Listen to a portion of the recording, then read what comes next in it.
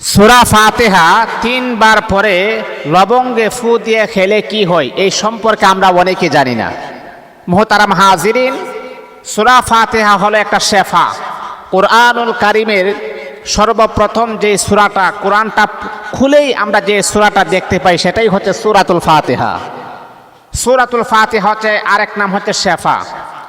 আপনি কোনো অসুস্থ হয়েছেন, সূরা ফাতিহা পরে যখন আপনাকে দম করা হবে, আল্লাহ পাক আপনাকে সুস্থতার নিয়ামত দান করে দিবেন।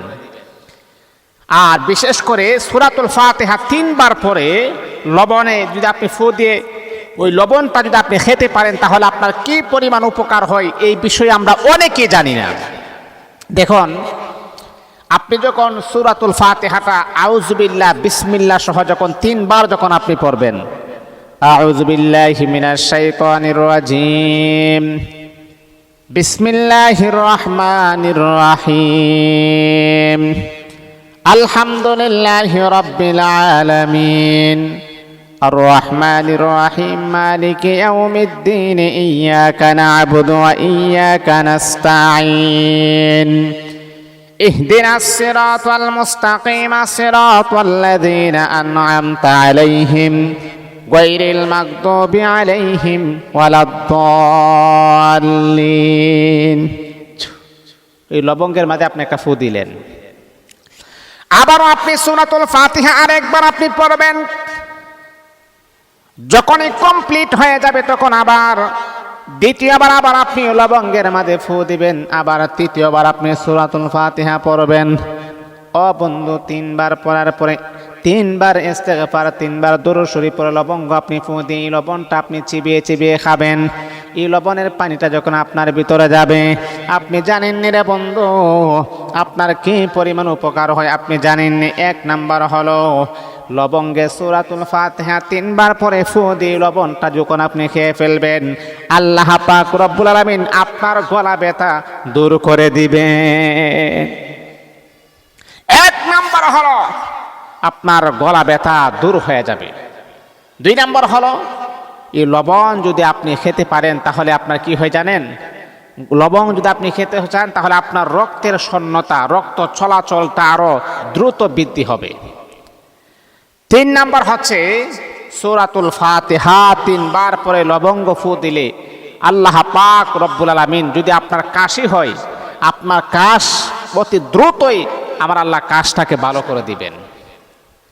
তারপর আরো হচ্ছে অনেক সময় দেখা যায় কি জানেন, যে আমরা তো অনেক সময় ওয়াজ করতে যাই, গলা বসে যায় বা গলার মাঝে পানি থাকে না, মুখের মাঝে পানি থাকে না, শুকিয়ে যায়। এমনটা কিন্তু প্রায় সময় ম্যাক্সিমাম সময় আমাদের হয়, কারণ আমরা তো বিভিন্ন জায়গাতে আলোচনা রাখি।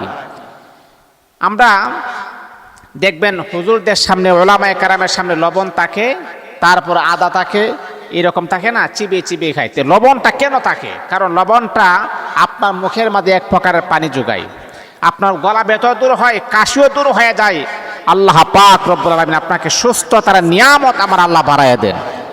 এই জন্য আমি আপনাদেরকে সাজেস্ট করব, যেহেতু লবঙ্গ যেহেতু আপনি খাবেন, তাহলে আপনি সূরাতুল শেফা, সূরাতুল ফাতিহাটা তিনবার পরে এটার মধ্যে ফু দিয়ে আপনি খান, অতি দ্রুতই আমার আল্লাহ আপনাকে সুস্থতার নিয়ামতের দিকে অগ্রসর করে দিবেন।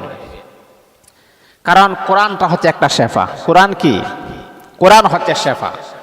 আমাদের সবচাইতে বড় ক্ষতিকর বিষয় হচ্ছে আমরা কোরআনের কাছে আসি যখন আমরা ট্রিটমেন্ট করার পর যখন কোনো কাজ হই না, টাকা পয়সা লক্ষ লক্ষ টাকা পয়সা খরচ করার পরে অবশেষে আমরা হুজুরের কাছে আসি, অবশেষে আমরা তেল পরা পানি পরা নেওয়ার জন্য হুজুরের কাছে আসি।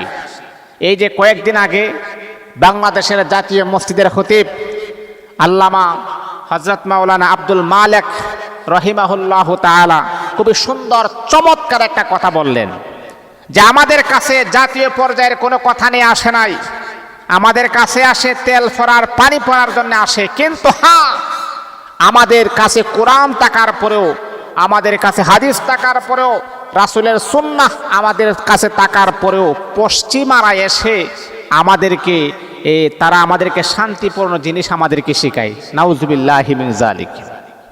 কত সুন্দর চমৎকার আলোচনা করেছেন।